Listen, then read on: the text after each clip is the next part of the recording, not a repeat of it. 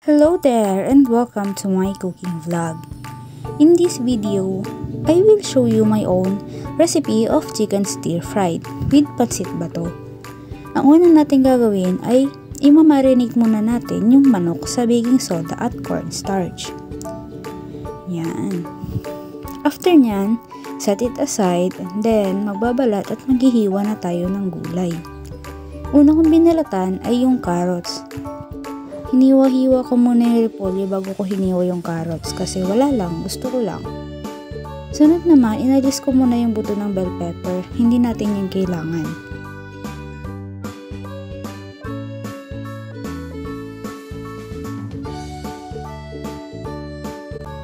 Pagkatapos ko naman alisin, hihiwain lang natin ng pahaba, pero pwede ring box. Ikaw na ang bahala, malaki ka na. Pagkaiwa ko naman ng bell pepper ay inasikaso ko na tong mamahaling broccoli. So yun, after nyan, hinati-hati ko naman yung mushroom into 2 para dumami. Hiwa din pala ako dyan ng luya at bawang. Hindi ko lang na-video yung bawang kasi hindi pala na-play. Pagkatapos maghiwa, ay lulutuin na ito sa kumukulong tubig depende sa tigas ng gulay. Ito ay tinatawag na blanching. Kaya nauna yung carrots bago ang iba pang gulay ay dahil napakatigas nito kaysa sa ibang mga gulay na ilalagay natin. Papakuluan lamang ito hanggang mag-half cook at iset aside sa malamig na tubig para hindi tuluyang maluto. Kukunin mo na ang karne ng manok at simulan ng iprito ng half cook lang, okay? Pagkatapos magprito, kumuha na ng kawali at gisahin ang bawang at luya. Gisahin ito hanggang mag-golden brown. Then, pwede mo nang ilagay ang mixture na gawa sa tubig, toyo, sesame oil, Chinese wine, at cornstarch. Paghalu-haluin ang mixture hanggang sa maluto at ilagay na ang karne pati na rin ang gulay. Haluin lang ito hanggang sa mag-distribute na ng maayos ang sauce sa mga karne at gulay. Pagkatapos nito, iset aside at maglagay na ng panibagong kaldero sa stove. Lagyan ito ng tubig, toyo at paminta. Pagkatapos ay antayin itong kumulo.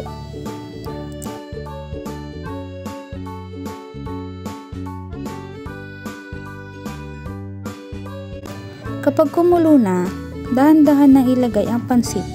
Haluin ito hanggang lumubog sa tubig.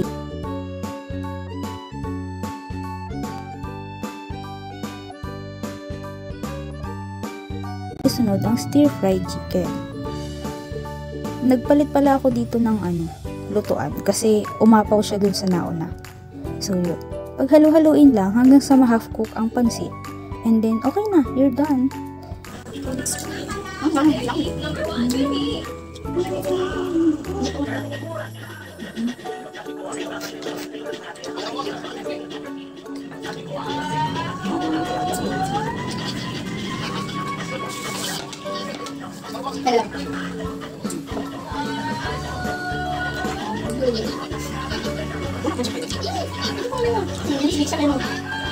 Yun na naman yan.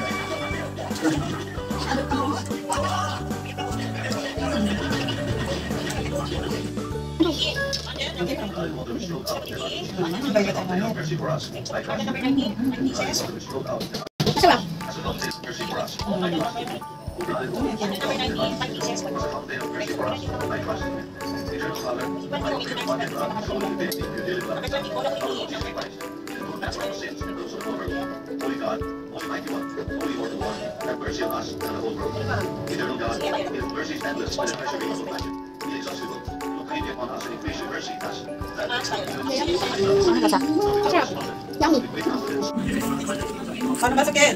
Base sa amoy pansit. Lasa. Tama lang pagkaluto ng noodles. Taste mo lahat.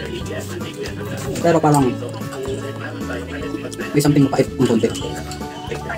About naman sa gulay naman, tama-tama lang. Dapat talaga rin ito lang hindi masyadong overcook. Lasang carrots. Juice. Kaya yung hindi ka lang puntang mga tao ngayon. Kasi parang sobrang nakil. Yung chocolate naman juice. Ganyan din.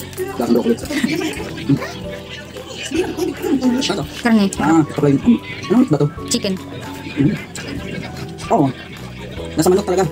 Nasa manok ang yun lang, basta Out of 10, I'll give it 7.5. Yun. Ang naisip ko pong lutuin is chicken stir fried from Chinese cuisine and pancit bato from the Philippines.